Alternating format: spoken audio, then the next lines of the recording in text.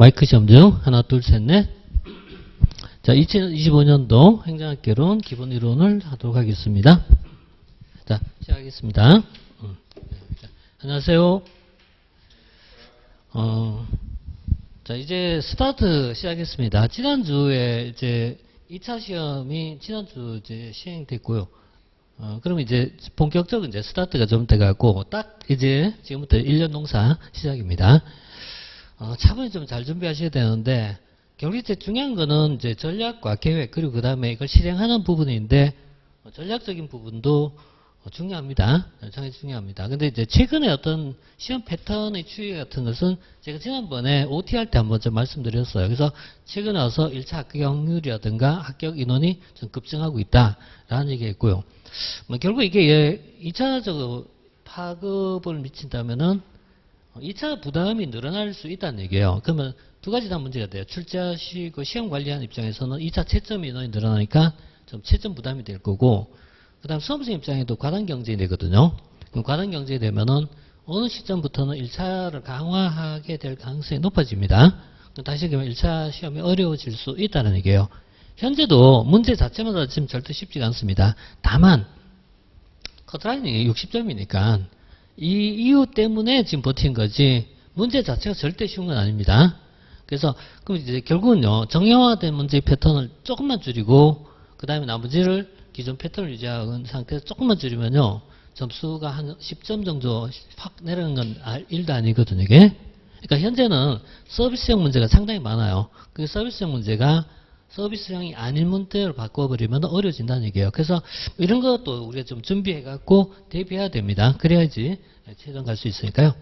자, 이번 시간에는 이제 가장 기본적으로 시험에 대한 OT를 좀 간단히 좀 말씀드릴게요. OT를 좀 하고 나서 좀 본론을 좀 들어가도록 할 테니까 전체적으로 강좌 일정에 대한 소개를 먼저 하고요. 그 다음에 두 번째는 수험 과목으로 행정학적 특징, 시험의 단원별 출제 경향, 그 다음에 객관식 문제 유형 분석이라는 파트가 있어. 이거 이제 뒤쪽에 좀 소개할 텐데, 소위 말해서 테크닉입니다.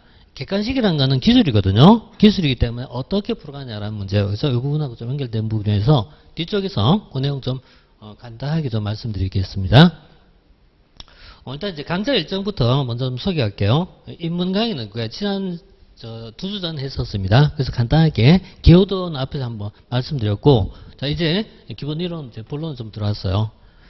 작년하고 좀 패턴이 좀 바뀌었거든요. 그래서 우리 학교의 법학원에서 커리가 학교의 법학원뿐만 아니라 요즘 신림등 전체에서의 기본적 커리가 기본 이론이나 이론적 부분을 좀 대폭 줄이고 대신 회독수를 늘리는 쪽으로 포커스 많이 좀 바꾸고 있는 흐름인데, 자, 이 기본 이론은 지금 12회차입니다. 12회차고요. 1시간, 한 주에 이제 3시간씩 하니까 토탈 36시간 수업입니다. 36시간 수업은요, 현재 나오는 수업 중에는 가장 짧은 시간이에요, 사실은. 거의 모든 수업 중에 가장 짧은 시간인데, 이 내용은 반복을 많이 하시라는 게 제일 중요한 포커스입니다. 그래서 내용을 좀 압축한 대신에 포커스하고요.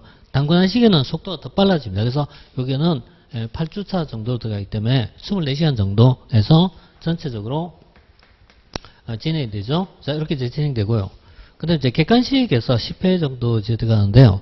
여기서부터 우리가 이제 객관식 들어갔던 파트에서 기출문제하고요. 그 다음에 예상문제가 포함이 돼요. 그러니까 기출과 예상문제가 들어가고요. 그 다음에 전범위 파트가 있어요. 이 전범위가 한 5회 정도 진행할 겁니다.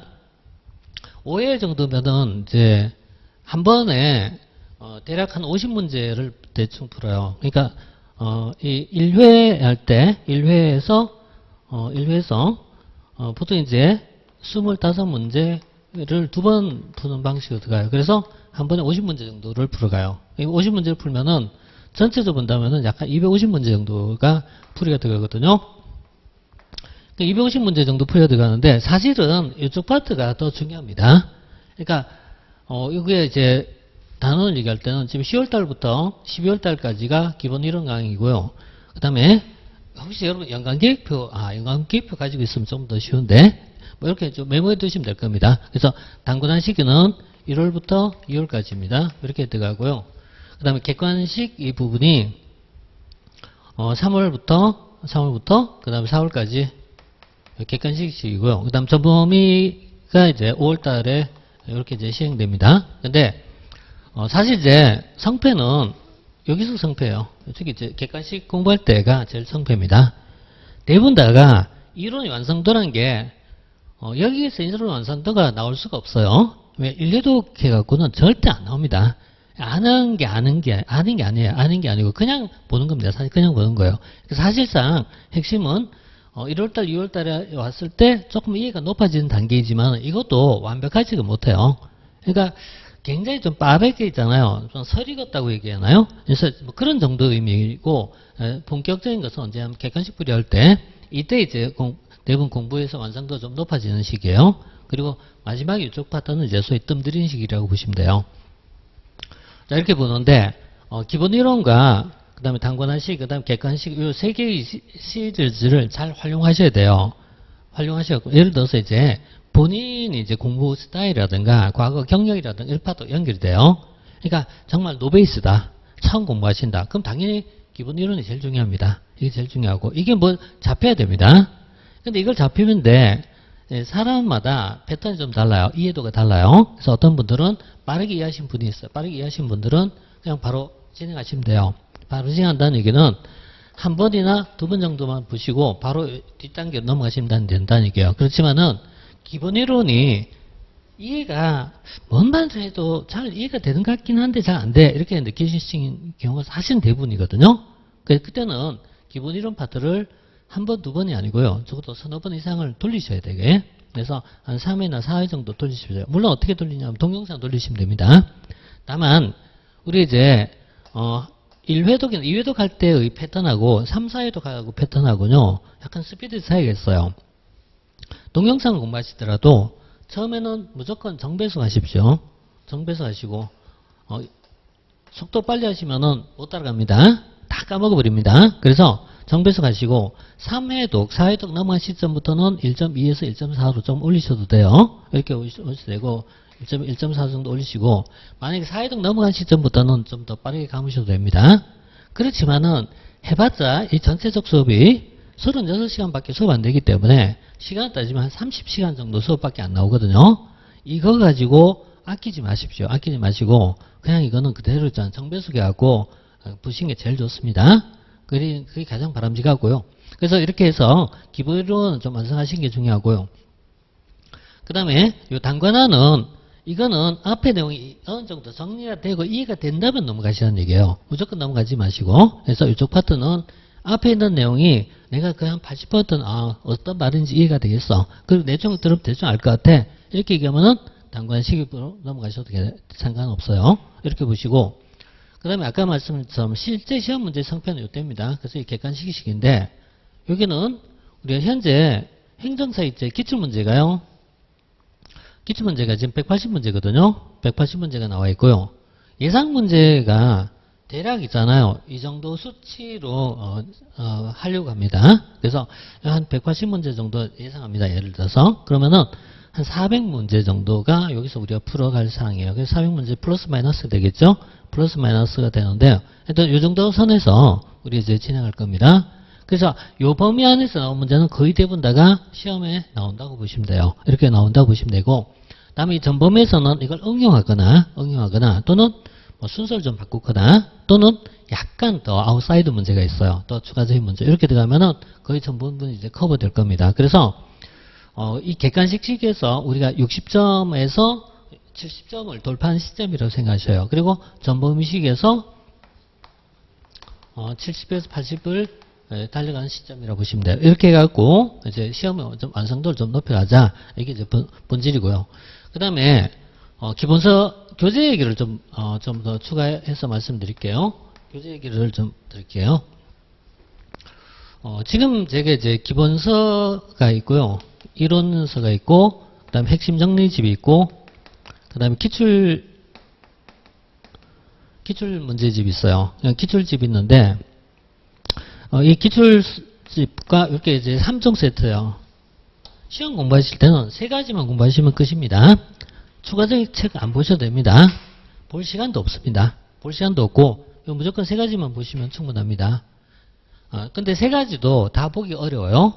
그래서 이 기본서는 지금 이제 올해 나왔던 기본서가 지금 보시다시피 이게 9판을 넘어갔거든요.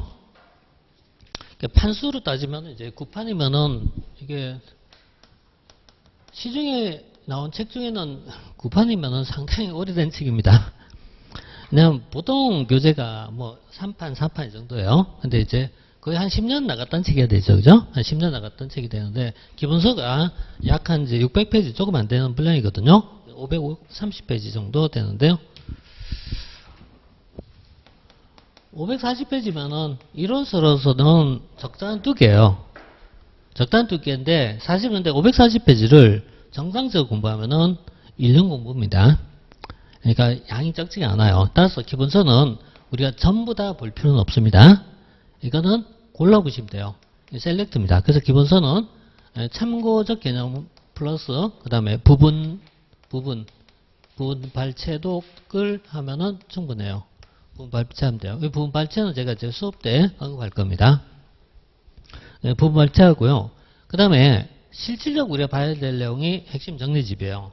핵심 정리집은 교재 보시면은 아시지만 작년 저작년에 책을 전면 개정해갖고 지금 이제 교재가 이게 양면으로 돼 있어요. 양면 돼 있어갖고 한쪽 편은 요약이고 한쪽은 판서 노트입니다.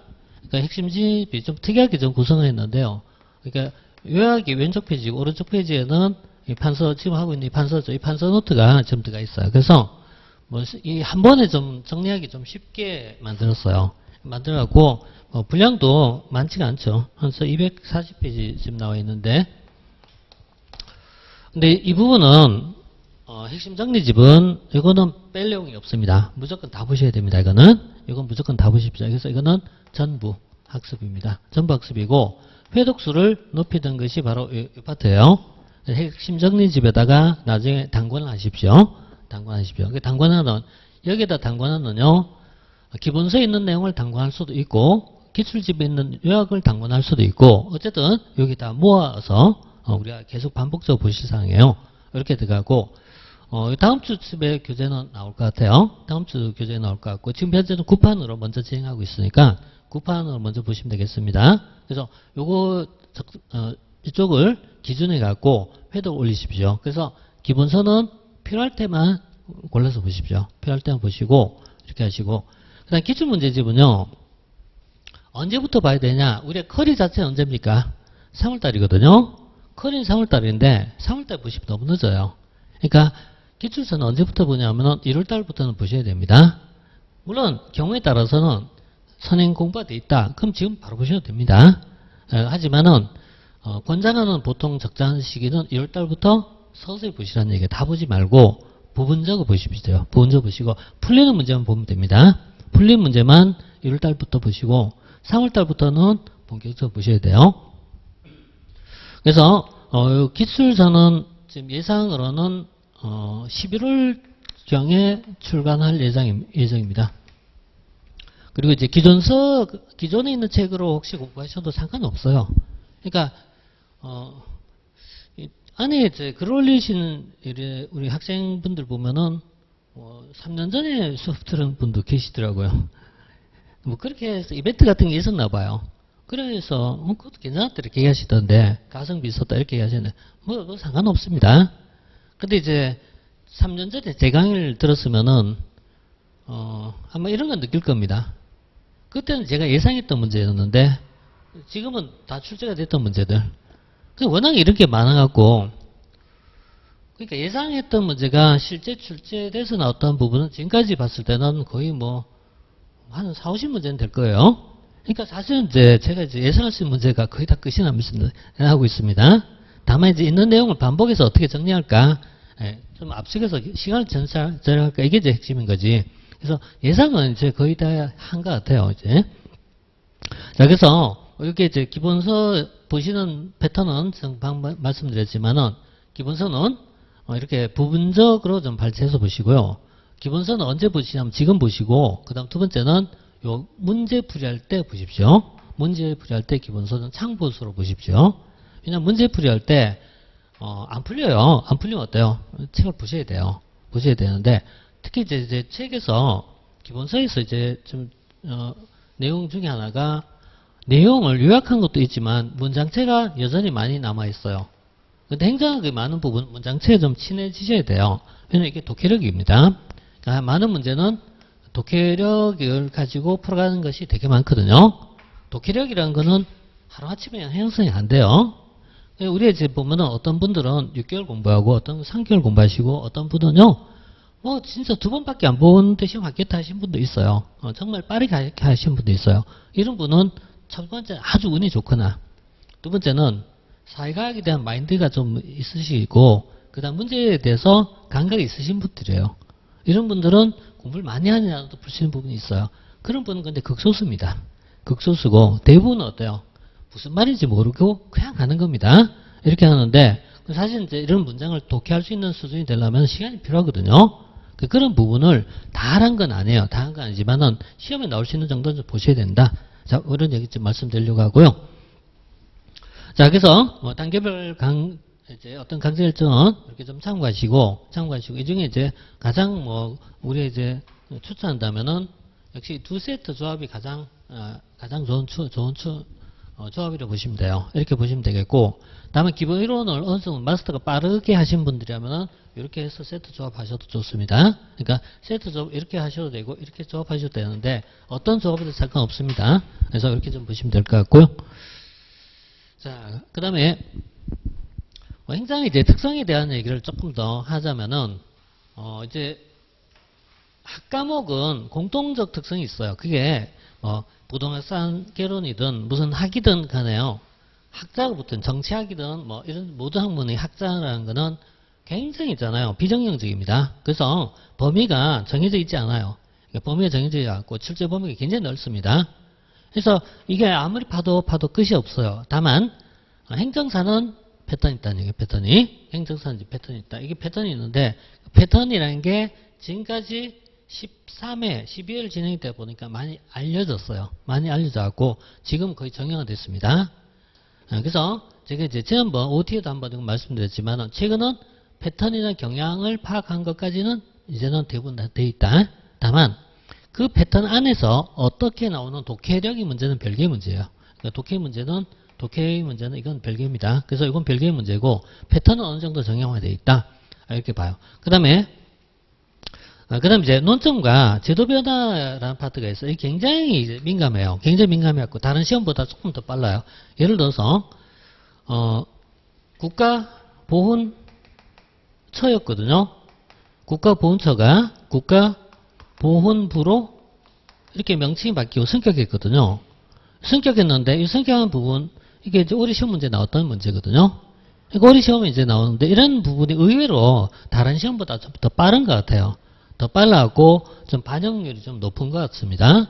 그럼 내년에 바꿀 수 있는 건 뭐 있냐? 현재 시점으로는 지금 이제 국가유산청이라든가 이런 정도거든요. 국가유산청이라든가 그 다음에 이제 우주항공청이라든가 이런 정도거든요. 이런 정도가 이제 현재 여기 들어갈 수 있어요. 그래서 이렇게 좀 보시면 되겠고요. 그 다음에 혹시라도 연금법 바뀌면 그런 거 이제 반영될 겁니다. 그 다음에 이제 또 하나는 이제 행정학에서 나온 것 중에 하나가 배경지식과 용어입니다. 결국은 이제 사회과학은 용어 싸움입니다. 엄밀하게 얘기하면 용어만 알아도 절반을 맞춘다. 50점 따고 들어간다 이런 얘기를 해요. 이건 어느 정도 맞는 얘기입니다. 용어만 정리하면 50점 들어갑니다. 그래서 이게 기본 베이스이기 때문에 이것만 잡아주시면 충분히 가능하다라고 봅니다. 자, 이렇게 이제 보시고. 자, 그 다음에 이제 이건 출제 패턴인데요. 출제 패턴은 이제 기술적인 문제는 시간 지나면 다 알게 돼 있어요. 알게 되지만 최근 이제 패턴인데 이게 뭐냐면 전체 패턴의 변화가 이게 아시다시피 2016년도까지는 20문항이었어요. 그리고 그 다음부터 25문항을 시험 바뀌었고 이게 언젠가는 40문항을 갈 수도 있습니다. 40문항 가는 시점이라면 이제 공부량이 이제 확 늘어나게 되어 있습니다. 그래서 그 전에 성패를 봐야죠. 자, 근데 이제 앞에 있는 문제 패턴에서 지금 1편에서부터 7편으로 분류한 거는 대부분 일반화된 포맷이에요. 근데 이게 이제 보면은 1편 비중이 대략 23% 정도가 출제가 지금까지 됐거든요. 근데 이제 참고로 공무원 시험 같은 경우라면은 1편에서 한 15%에서 한 18% 정도가 출제가 돼요. 그러니까 공무원 시험보다는 1편 비중이 굉장히 높다 이걸 얘기한 거예요. 굉장히 높다. 이건 뭐 따로 있는 건 아니니까 이렇게 한번 보시고요. 혹시 자료 필요하실까요? 자료 필요하시면 제가 파일로 나중에 드려도 됩니다. 필요하시면은 첨부해도 되고요. 근데 이제 정책 파트는 기본적으로 공무원 시험에서는 대략 25% 가까이 나와요. 그러니까 적게 나와도 20%. 그래서 적게 나와도 그래서 한 23% 정도의 출제가 대략서 나와요. 조직론도 대략 한 23%에서 25% 정도 출제가 됩니다. 이 정도가 출제가 되고요. 또 인사행정도 대략 한 20% 가까이가 출제가 되거든요. 이게 공무원 시험이에요. 공무원 시험에 말씀드리는 이유는 공무원뿐만 아니라 여타시험이라고 보시면 돼요. 여타시험. 여타시험이 이제 패턴이라고 보시면 되는데, 근데 이제 우리 시험은 행정사 시험은요, 보시다시피 정책학이 현격히 줄어요. 그래서 정책학 자체가 세 문제 정도밖에 출제 안 되고 있어요. 비중이 굉장히 적다는 걸 얘기하거든요. 비중이 적다. 이 말은 뭐냐면 우리 공부할 때 어때요? 참고해야 된다는 게 참고해라.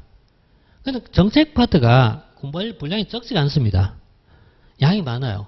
양이 굉장히 많은 파트인데 양에 비해서 문항이 적게 나와 있어요. 이렇게 문항이 적게 나와 있어요. 그래서 이런 게 좀 이제 우리가 참고하실 부분이에요. 자, 이런 내용들은 나중에 이제 교재에 표시되어 있을 겁니다만 나중에 보시면 되겠고, 그 다음에 조직론도 일반적인 패턴보다는 조금 적은 편이라고 보시면 되겠죠. 그래서 이건 이제 행정사죠. 행정사 시험은 이제 패턴이거든요. 행정사 시험 패턴은 이렇게 이제 보시면 되겠고요. 반면 이제 뒤쪽, 그러니까 1편의 비중이 현격히 높죠. 이게 높고, 얘가 높고, 뒤쪽은 떨어지고, 이렇게 볼 수 있잖아요. 그죠? 이렇게 보시면 되겠고, 그 다음에 지방행정 파트나 이런 파트는 조금 약간 높은 편이에요. 그래서, 보통은, 일반직은 10% 정도. 이 정도 비중인데, 조금 더 나온 편입니다. 자, 이렇게 이제 보시고, 그 다음에 0.5% 정도 이렇게 출제되는데, 여기 비해서는 많이 나온 편이에요. 그래서, 환류가 많아. 이건 딱 많은 이유는 딱 하나예요. 6편 환류에서 시험이 많이 나온 이유 중에 하나는 옴부즈만 제도가 있어요. 옴부즈만 제도 있고, 옴부즈만 제도 중에 특히 권익위원회가 있습니다. 이게 매번 시험 나오기 때문에 그래요. 그러니까 옴부즈만이나 국민권익위원회에 대해서 기능이라든가 이런 파트가 나와요. 이게 이제 행정학에서 차지한 비중이 높은 건 아니지만 행정사하고는 관련이 있어요. 그래서 이 파트가 좀 상대적으로 좀 많이 나온다. 이게 이제 좀 차이점이죠. 자, 이런 내용이 이제 좀 우리가 좀 참고할 사항입니다. 참고할 사항입니다. 이렇게 보시고, 자, 이거는 뭐냐면은 이거는 이제 2024년도 올해 시험 문제 나왔던 문제입니다. 올해 나왔던 문제인데 뭐 여전히 1편 비중 여전히 높죠. 여전히 높고, 그래서 전체적인 경향상에 큰 차이는 없습니다. 다만 차이점이 있다면은 지방행정이 좀 많이 나왔을 뿐입니다.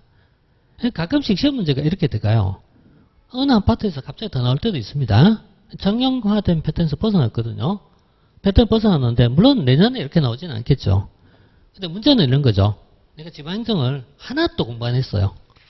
하나도 안 했어요. 그럼 어때요? 뭐 5문제 나왔으면은 맞출 수 있는 방법이 쉽지 않아지잖아요. 무슨 얘기냐면요. 전 분야를 다 공부하셔야 돼요. 그러니까 우리가 분야에서 가끔씩 시험 앞두고 이렇게 물으신 분 되게 많아요. 한 2달 남았는데 1급 편제 중에서 좀 뺄 파트 없습니까? 이렇게 물어요. 이거 공부 안 하려고. 근데 유감스럽게도 이렇게 방향 잡으면 어떻게 됩니까? 거의 망하지 않습니까? 그래서 뭘 얘기하냐면요. 7편을 본다면은 지방행정 중에서 뭘 보고 뭘 뺀다는 건 얘기 드릴 수 있어요.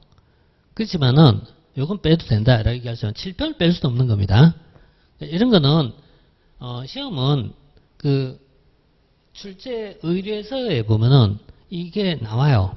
출제 의뢰서에 보면은 어느 파트에서 어떻게 출제라는 것이 나와 있어요. 나와 있어갖고 이런 거는 이게 기본적으로 뺄 수 없습니다. 그래서 이렇게 이제 뭐 패턴을 이제 잠깐 비교해 봤는데 뭐 이거는 지금 이렇게 볼 때 한번 참고하실 분이지 실제 여러분 공부하실 때 이걸 뭐 다시 들여다보고 하지는 않아요.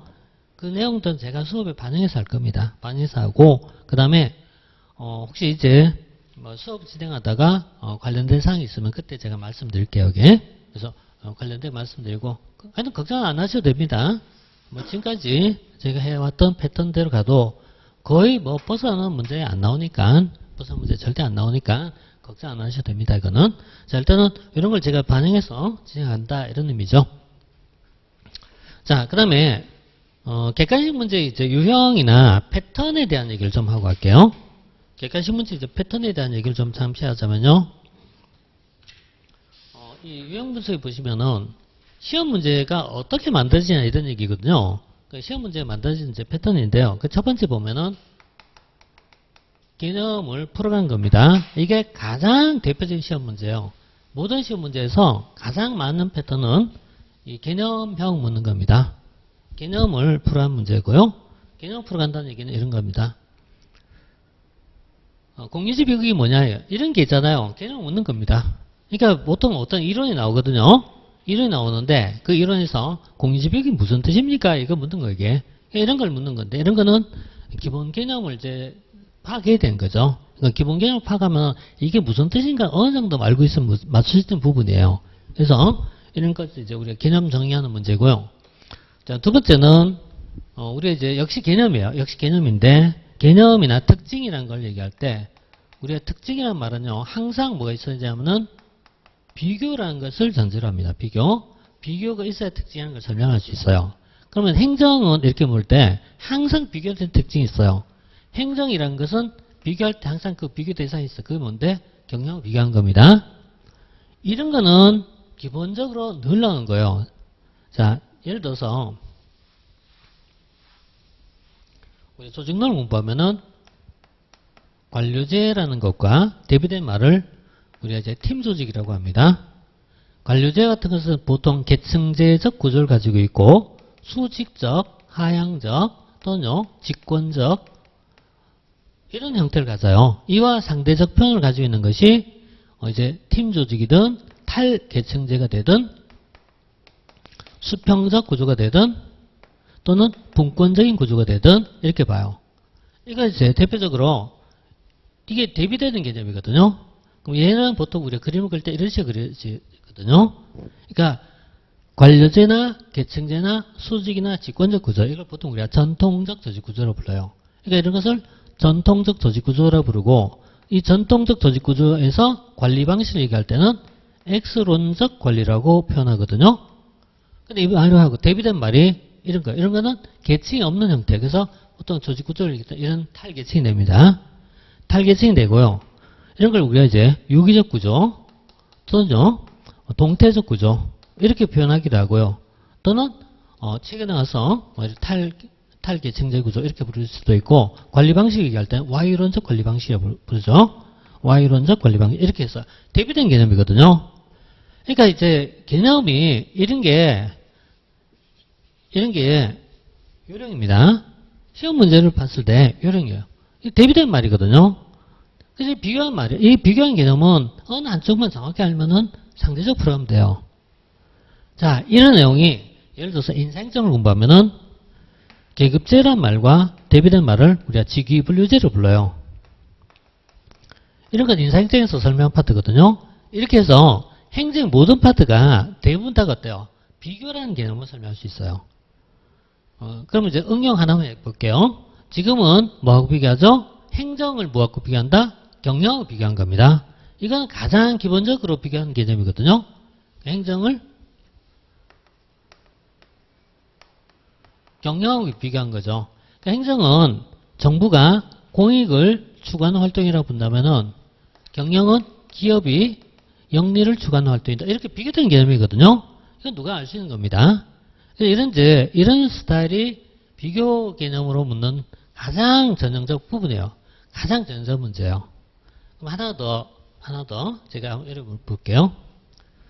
최근에 이제 우리 사회를 정보화 사회로 불러요. 그럼 정보화 사회란 말이 있으면요. 이것도 우리가 이제 통상 사회를 분류할 때 농업사회, 산업사회, 정보화 사회 이렇게 보통 사회 분류를 해요. 그럼 정보사회란 말을 하게 하면은 얘하고 비교하는 개념이 있을 겁니다. 정보사하고 비교하는 개념은 무슨 사회가 되겠습니까? 항상 뭐하고 매칭한 거. 얘를 묻고자 할 때는 항상 어때요? 산업사회하고 차이점을 묻는 거, 이게. 그럼 산업사회에서 가장 적합한 조직이 뭐냐 물으면 관료제로 불러요. 관료제. 그런데 정보사회에다 이렇게 얘기하면 가장 대표적 조직은 뭐냐면 지식조직이라고 불러요.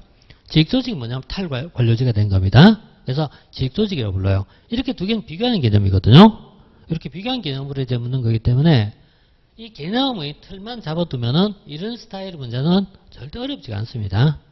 아직까지는 그런 정도의 문제에서 많이 물어요. 그런 정도에서. 이런 정도로 묻는 문제고, 이것을 벗어나는 형태로 문제가 하면 문제가 진화하는 건데요. 거기까지 가진 않아요. 그래서 이런 형태로 나오고 있다.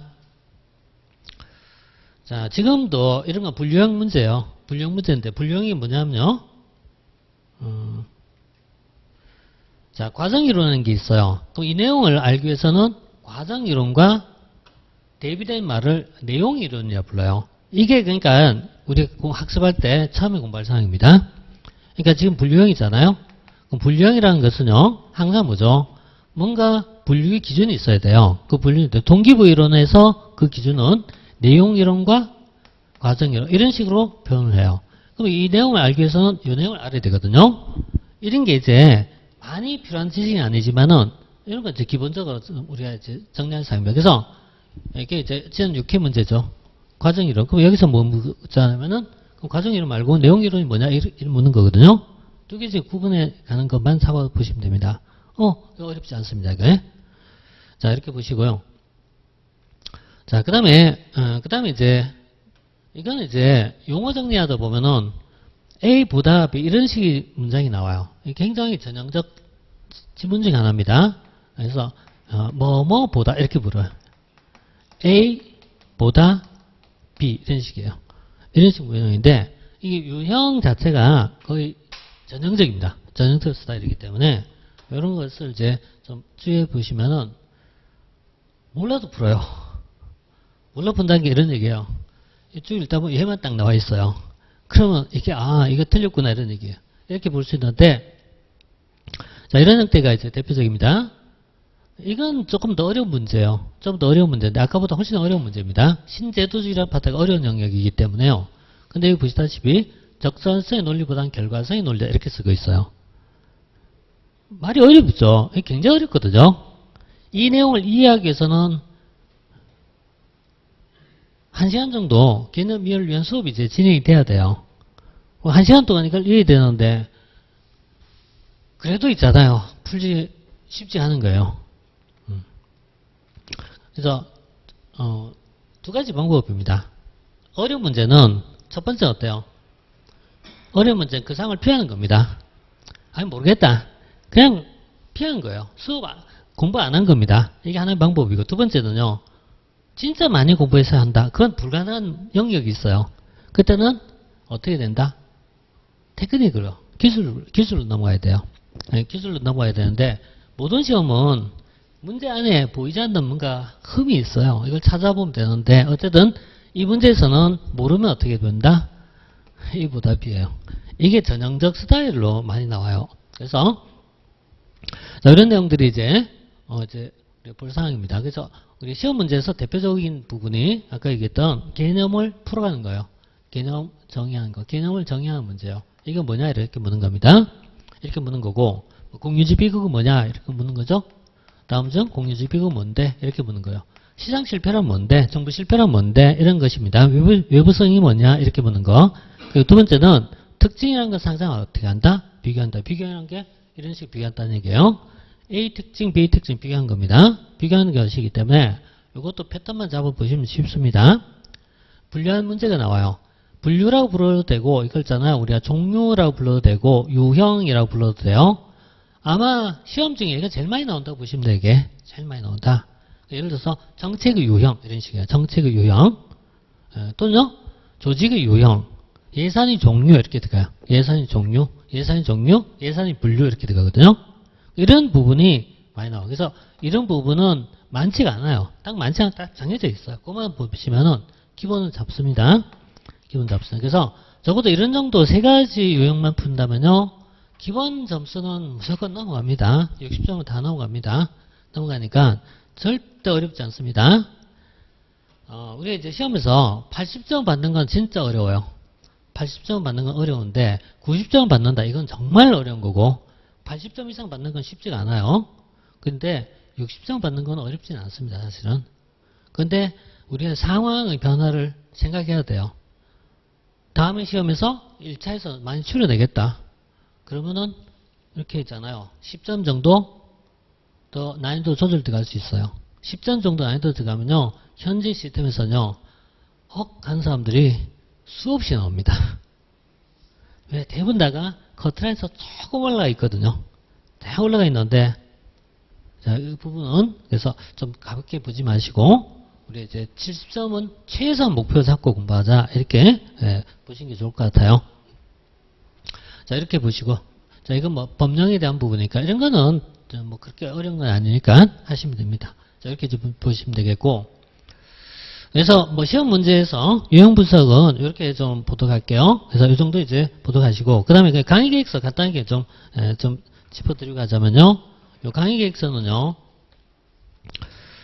지금 이제 보시다시피 강의 계획서 하단에 내려가면은 단계별 진행에 대한 내용이 있습니다. 아까 말씀드린 파트죠. 근데 여기 보시면은 1단계 기본 이론이 지금 이제 보시다시피 지금 진행되는데 이 기본 이론 진행하는데 여기서는 핵심을 이제 기본서가 있고 부교재 핵심 정리집이 있는데 아까 말씀드린 것처럼 핵심 정리집을 책 3개 중에 그러니까 아까 봤던 기본서 그 다음에 핵심 정리집 그 다음에 기출서 이 3가지가 소위 뭐 3대 책인데 이 중에서 만약에 하나만 꼽아라 이렇게 하면 제가 이제 이걸 꼽는 거 이게 핵심 정리집을 기본으로 무조건 베이스 잡을 거예요. 베이스 잡고 그 다음에 기본서를 보시는데 기본서는 물론 제 걸 보셔도 돼요. 그렇지만은 또 다른 책 가지고 계실 수도 있어요. 그럼 그 책 보십시오. 무슨 책을 보든 간에 내용을 알면 되는 거니까 옛날에 중국에서 그 유명했던 등소평 얘기 중에 흑묘, 백묘란 말이 있잖아요. 자본주의를 도입하는 과정에서 검은 고양이든 흰 고양이든 쥐만 잘 잡으면 되지 색깔이 뭐 상관이 있어 이렇게 얘기했는데 상관없어 이게. 그래서 이거는 어떤 책을 보시든 상관없어요. 근데 핵심 집은 이건 제 스타일인 거 이게 제 스타일이에요. 그래서 이건 제가 이제 무조건 좀 이건 좀 기본 베이스 잡았으면 싶다 이런 말씀이고요. 그 다음에 기본서는 아까 얘기한 것처럼 좀 자유롭게 보시면 돼요. 보시면 되겠고 근데 기출집이 있어. 이것도 어느 책을 보셔도 상관없습니다. 다만 연결하면은 제게 어때요? 편제를 똑같이 했으니까 보기가 좋다는 얘기죠. 보기가 좋다. 예를 들어서는 이제 100개의 이제 테마로 구성되어 있거든요. 100개의 테마가 여기도 100개의 테마거든요. 연결하기 좋다 이런 얘기예요. 연결하기 좋다 이러면서 좋다는 얘기지 교재 어느 책을 보시든 상관없습니다. 이거는. 그래서 이런 건 좀 자유롭게 좀 선택하시면 될 것 같아요. 이렇게 보시면 되겠고 그 다음에 여기 보면은 1회차부터 12회차까지 이렇게 약간 이제 3개월 여정이 쭉 나와 있거든요. 대체로 요 순서대로 갈 거예요. 대체로 요 순서대로 가고 그래서 요 순서대로 보면은 1편을 마치는데 거의 3회, 3수하고 한 3수 반 정도 들어갑니다. 3주 반 정도인데 그만큼 이제 시간이 많이 걸려요. 그래서 아무래도 좀 1편의 비중이 좀 높다고 보시면 돼요. 그 다음에 정체학 파트는 2편 정체학은 한 주 반 정도 그 다음 조직론이 이게 한 2주 정도 소요되는 분량인데 어쨌든 한 주 반으로 좀 잡아있는데 한 2주 정도 소요될 것 같습니다. 그 다음에 인사행정 역시 한 주 반 정도 재무행정은 한 주 이내로 들어가요. 이렇게 들어가고 그 다음 지방행정이 이제 남아있는데 나중에 이제 진행하면서요 혹시 필요하다면 보강하지만은 웬만하면 보강 안 하고 할 수 있도록 노력은 하겠습니다만은 혹시 이거는 필요하시면은 저는 상관없습니다. 그러니까 좀 더 수업에서 좀 더 이 부분을 좀 더 알고 싶다. 좀 더 좀 자세히 갔으면 좋겠다. 좀 속도를 좀 조절했으면 좋겠다. 반영하시면은 피드백을 좀 할게요. 할 테니까 의견 주십시오. 의견 주시면은 거기 맞춰서 하도록 할게요. 자, 이렇게 해갖고요. 앞에 가볍게 좀 이제 OT 아닌 OT를 좀 봤고요. 그 다음에 예비학습이라는 파트를 가지고 그 다음 시간 주제로 잡도록 할게요. 그래서 자, 두 번째 시간에서 예비학습에서 사회과학의 좀 배경 지식을 좀 언급할게요. 사회과학 배경 지식 얘기하고 나서 다시 좀 본론 들어가도록 하겠습니다. 예, 잠깐 쉬었다 하겠습니다.